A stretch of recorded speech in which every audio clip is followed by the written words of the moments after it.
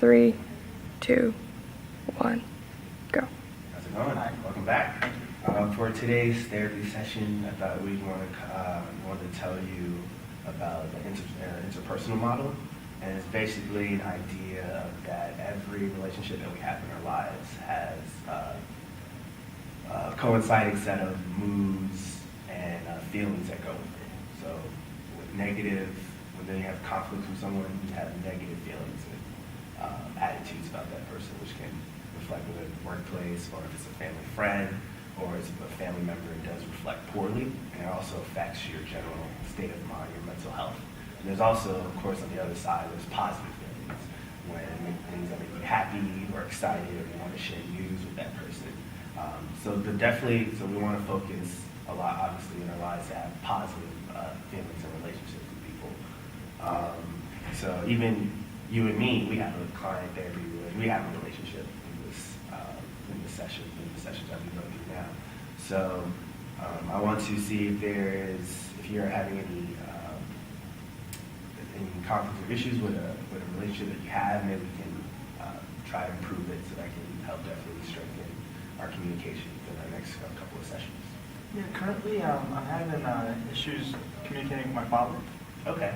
All right. And I'm finding myself, when I was younger, it was easier to talk to him, but now he's getting to a much older age, and he basically just wants to relax and be left alone, watch TV. And I want to communicate with him. I want to ask him questions and just spend time with him. And I'm finding there's a clash there. Okay, so especially since that was something you're used to as a younger age, and he is a close family member, that does sound frustrating. When did this start? It started just a couple of years ago. Just I guess when he hit the high 50s, he just started being less. I started communicating less with us. He just comes from work. He has a routine schedule, watches his shows, goes to sleep, wakes up early, goes to work. And other than just, hi, how are you, how's it going, blah, blah, it's not in-depth conversations. Okay. And I remember from last time you said you had a brother too. Yeah. Is that also with your brother as well? Yeah, it's basically it's not just specifically me, it's just him being less, he's just talking less to people in the sense of in-depth conversations with all of the siblings. About all the siblings. I see.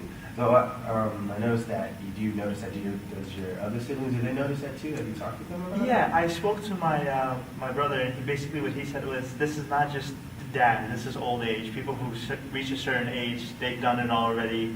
They just want to they just want to relax now. They want to come home from work, relax, watch their shows, go to bed. It's he's like, the time you want to talk to him is the time the shows are on. Maybe if you try to talk to him when he's not as busy with the things he wants to do, it'll be easier. Like he said, catch him early in the morning, he'll speak to you perfectly fine. But then in the morning, I'm probably sleeping or at work, so I'm not there at the times that he's probably free to talk. Do you agree with your brother, or how do you feel about it? I agree with him because he says, like when he said it was old age, I read up on it, and a lot of older people do follow a routine as they get older. So it's not, I guess it's not just my dad who's just choosing to watch TV every night and then going to bed. Okay.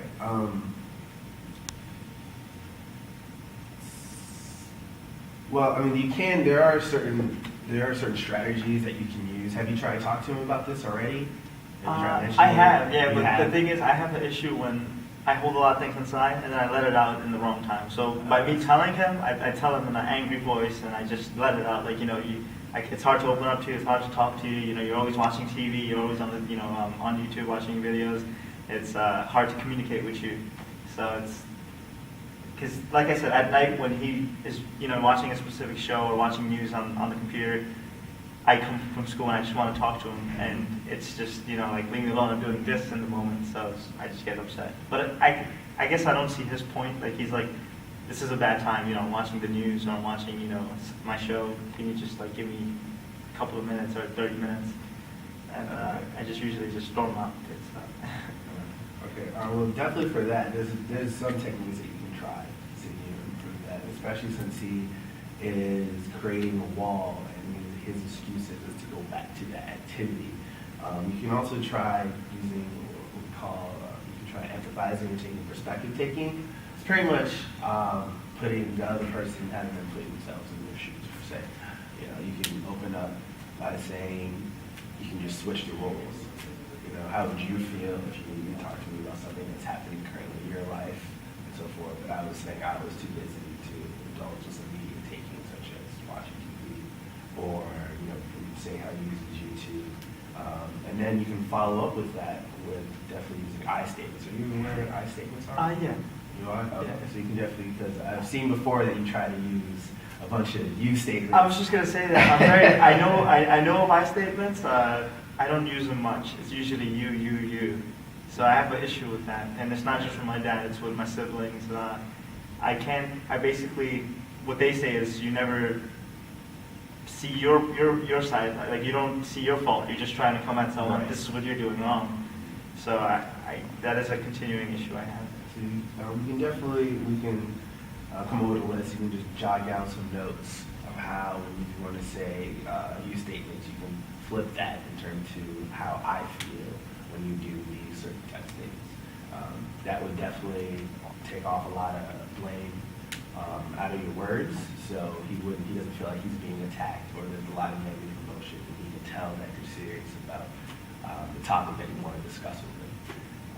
So that's one of the first things I want to have you try. And then there's also a third strategy that you can choose to use as well, is you can summarize. You can summarize of how you feel and how your brother feels, or you can even have your brother with you. So you can definitely feel it's not a hostile environment. So you can definitely see that this is affecting the relationship within the family. So we can definitely try that. So I want you to try first to go talk over your brother, and then you guys can make a list of I statements that you guys can use to talk about with your dad, and just report back to me next week, and we can see how it goes from there. Okay.